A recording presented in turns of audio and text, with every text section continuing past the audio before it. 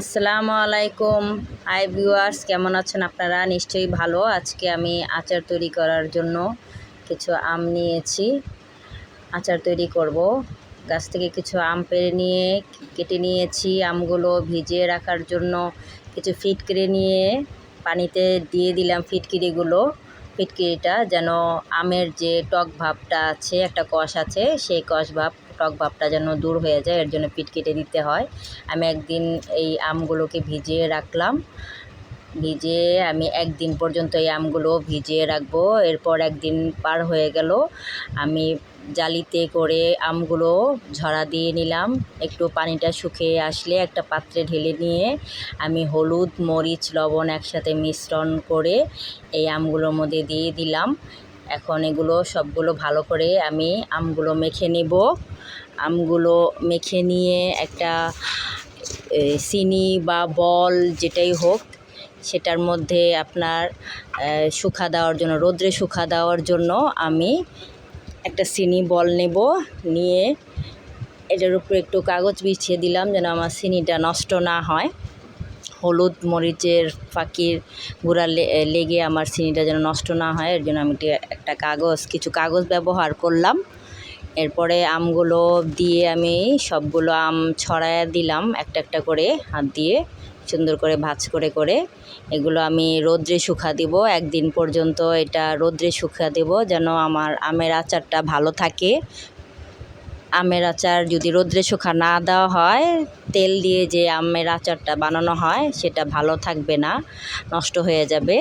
তাই রোদে আমগুলো শুকা দিলে ভালো হয়। একদিন পর আমার আমের এই ধরনের শুকিয়ে আসবে। এরপর আমি নিয়ে নেব পাঁচফোড়নটা একটু টেলে নিলাম। তেলে নেওয়ার পর আমি এটাকে পাটায় পিষে এগুলো ফাঁকি করে নেব।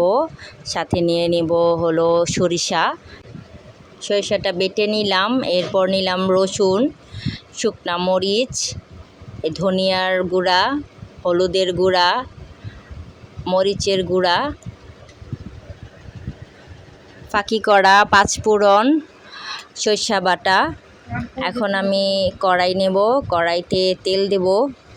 কড়াইটা একটু চুলাটা জ্বালিয়ে দিয়ে তেল দিলাম। তেল দিয়ে আমি শুকনা মরিচ আর রসুনগুলো কড়াইতে দিয়ে দেব। দিয়ে এগুলো একটু ভাজবো। একটু কিছুক্ষণ সময় নিয়ে এগুলো একটু টেলে নেব।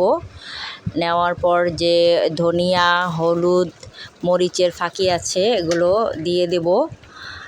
দিয়ে একটু নাড়াচাড়া দেওয়ার পরই আমি এই সর্ষা যে আছে, সর্ষা বাটাটা সম্পূর্ণভাবে দিয়ে দিলাম মরিচের ফাঁকি দিয়ে আমি এগুলো কিছুক্ষণ নাড়াচাড়া করব। কিছুক্ষণ নাড়াচাড়া করার পরে আমি সর্ষা বাটাটা সম্পূর্ণভাবে দিয়ে দেব। সম্পূর্ণ সরিষা বাটা লাগবে আমার, যতটুকু লাগবে ততটুকুই নিয়েছি। এই দিয়ে দিলাম আমি সরিষা বাটা। দিয়ে দেওয়ার পর ভালো করে নেড়ে চেড়ে সর্ষাটা যে পানি আছে, পানিটা একটু ভালো করে শুকাতে হবে। শুকিয়ে আমি আমগুলো যে শুকিয়ে রেখেছি এগুলো দিয়ে দিলাম। আমগুলো দিয়ে ভালো করে নাড়াচাড়া করব। মশলাগুলো যেন সম্পূর্ণভাবে মিশে, লবণ দিয়ে দিলাম। যতক্ষণ পর্যন্ত মশলা না মিশবে ততক্ষণ পর্যন্ত একটু নাড়তে হবে।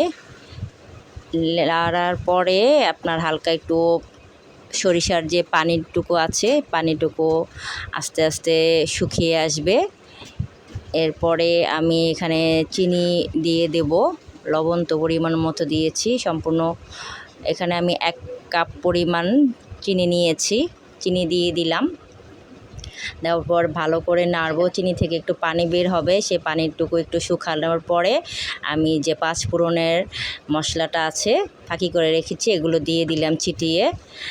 দেওয়ার পরে আর একটু ভালো করে নাড়ার পর হয়ে গেল আমার আমের আচার। দেখুন কি সুন্দর একটু তেল বের হয়েছে।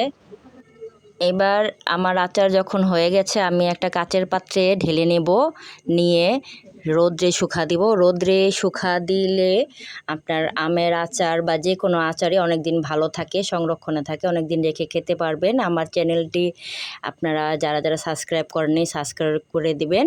ফেসবুক থেকে দেখলে ফলো দিয়ে দিবেন। আজকের মতো এই পর্যন্তই। আল্লাহ হাফেজ, ভাই ভালো থাকবেন সবাই।